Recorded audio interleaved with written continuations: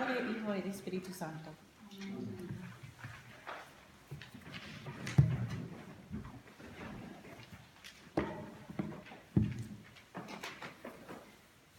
Recuerdo una cuaresma cuando yo era rectora en una iglesia en Detroit. Nuestra congregación se asoció con una parroquia suburbana para nuestra serie de Cuaresma y Semana Santa. Se trata de un interesante aparejamiento en que ambas parroquias estaban acabezadas por mujeres. Mi congregación fue principalmente negros, africanoamericanas del Caribe y África, y la otra congregación fue principalmente blanco. Mi iglesia fue parroquia histórica. En el momento más de 160 años. Fue resultado de una fusión de dos congregaciones. San Mateo fue una iglesia negra y San José fue blanco. Pocos años después de la fusión, muchos de los miembros blancos partieron a unirse a la congregación suburbana que viene a estar con nosotros esta Cuaresma. Mientras estaba dando un recorrido por el edificio de la iglesia, uno de los miembros de la congregación suburbana me preguntó, ¿qué es eso que cuelga en la pared? Pensé que seguramente esta debe ser una pregunta con trampa, pero contesté, eso es un crucifijo. No entiendo su pregunta.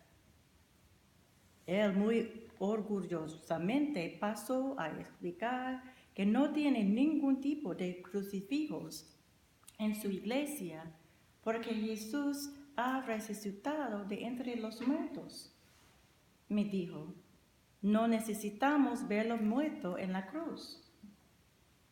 Hablando de eso posteriormente, miembros y yo, expresando nuestra conmoción inestable y la sensación de que la gente no quiere ver a Jesús en la cruz.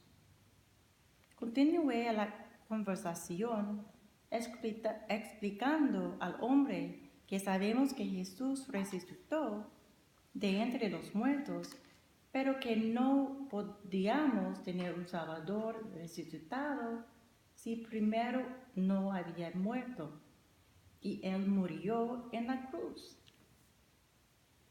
Esa noche también incluyo un recuento de la historia de nuestra iglesia que se había establecido durante el tiempo de la esclavitud en este país. El laico fundador fue William Lambert, quien fue un abolicionista y condujo a la congregación en apoyar el ferrocarril subterráneo, ayudando a miles de personas a escapar de la esclavitud. El ferrocarril subterráneo no era realmente un ferrocarril debajo de la tierra. Fue una red de personas negros y blancos quien ayudó a personas negras a escapar de la esclavitud. Durante la época de los derechos civiles, ellos proporcionaron necesidades educativas a los adolescentes en Detroit, a quienes se les negaba una escuela decente y educación. En el momento de la visita, la congregación tenía un extenso ministerio de servir comidas, ejecutando una despensa que servía a miles y ayudaba a personas que fueran encarceladas a convertirse en trabajadores estables y educadas. Esta iglesia había sido fundada y continuaba en un ministerio íntimamente familiarizado con lo que significaba lidiar con las dificultades y lo que significaba trabajar por la justicia. Estaba claro que esta congregación estaba sin duda en contacto con el hecho de que un Jesús sufrió en la cruz, que podría saber algo acerca de las dificultades y las pruebas de sus vidas. Un Dios que conoce el sufrimiento es un Dios que merece la pena seguir. ¿Qué quiso decir Jesús con: si alguien quiere venir conmigo, niéguese a sí mismo, tome su cruz y sígame? Apuesto a que los discípulos no podían creer lo que oían. Puedo escuchar cómo se preguntan el uno al otro: ¿no vino Jesús a hacer la vida mejor? ¿No ponernos en riesgo para nuestras vidas? ¿Es esto una invitación con trampa?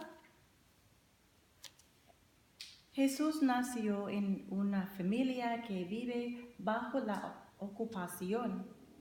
No puedo imaginar lo que debe haber sido para él crecer con la horrible visión de cuerpos crucificados en el campo.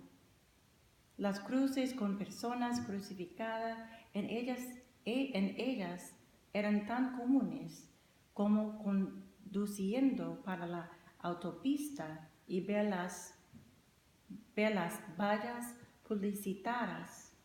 publicitarias. Durante su tiempo en el desierto, tuvo que tomar decisiones acerca de la manera en que viviría su vida. Él no eligió el camino del mundo, no eligió usar su poder para obligar a las personas a hacer su voluntad. Jesús pasó su ministerio cuidando a los marginados en una comunidad de personas oprimidas. Él podía sanar y alimentar a las personas, pero también necesitaban la libertad. Él les enseñó que nunca serían libres si adoptaban el camino de sus opresores. El camino de Jesús en la tierra no podía ser una afirmación de los poderes que impedían a su pueblo a vivir vidas libres. Jesús ciertamente no era un absoluto lo que su comunidad espera del Mesías. Muchas personas pensaban que el Mesías vendría utilizando el mismo tipo de fuerza que sus opresores. ¿Cómo puede un Mesías estar en una cruz? ¿Y cómo puede un Mesías pedirle a quienes le siguen a unirse a él en tomar el cruz? La muchedumbre y los discípulos sabían muy bien lo que parecía una cruz y los tipos de actividades que obtendría una persona crucificada. Las personas no terminan en una cruz por ser alguien que fue junto con el status quo.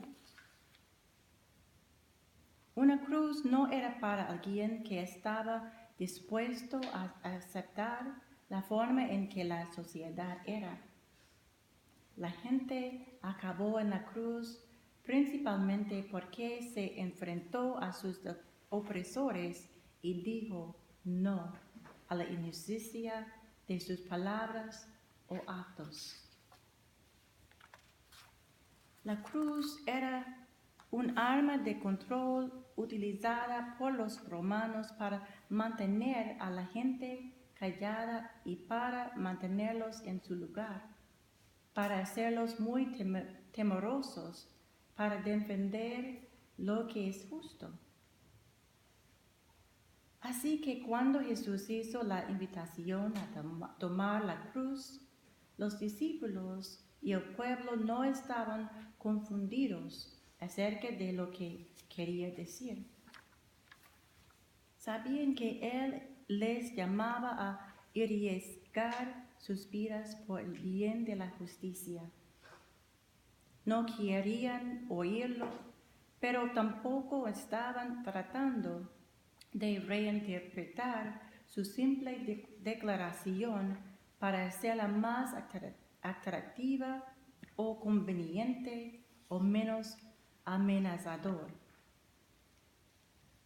¿Qué quiere decir Jesús por si alguien quiere venir conmigo, niéguese a sí mismo, tome su cruz y sígame? ¿Cómo hemos interpretado su invitación? En términos generales, la sociedad occidental no ha adherido plenamente a Jesús de la cruz. Estamos muchos más cómodos con un Jesús con trabajo milagros. Hacer agua en vino, caminar sobre el agua, sanado a Jesús quien alimenta, es nuestra preferencia. Pero eso no es un Jesús resucitado. Si no nos conectamos íntimamente con Jesús en la cruz, no seremos capaces de ser fieles a su llamado a nosotros, a tomar nuestra cruz y a seguirlo.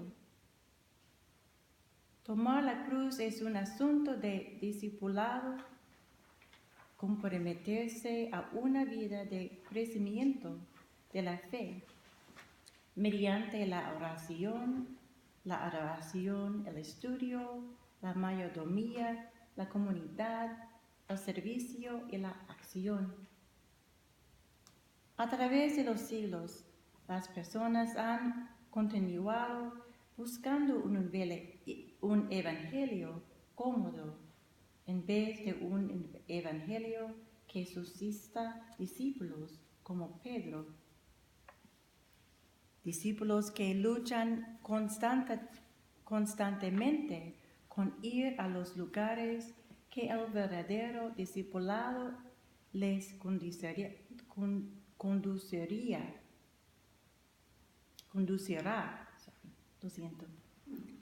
En todas las edades estamos llamados a una fiel interpretación de lo que significa tomar la cruz de Jesús.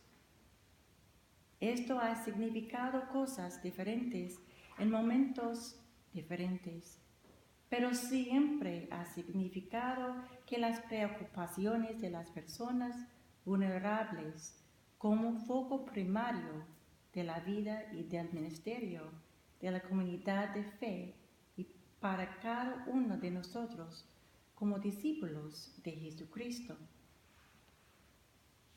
Hemos estado nuestros corazones y nuestra lealtad al Dios de los oprimidos.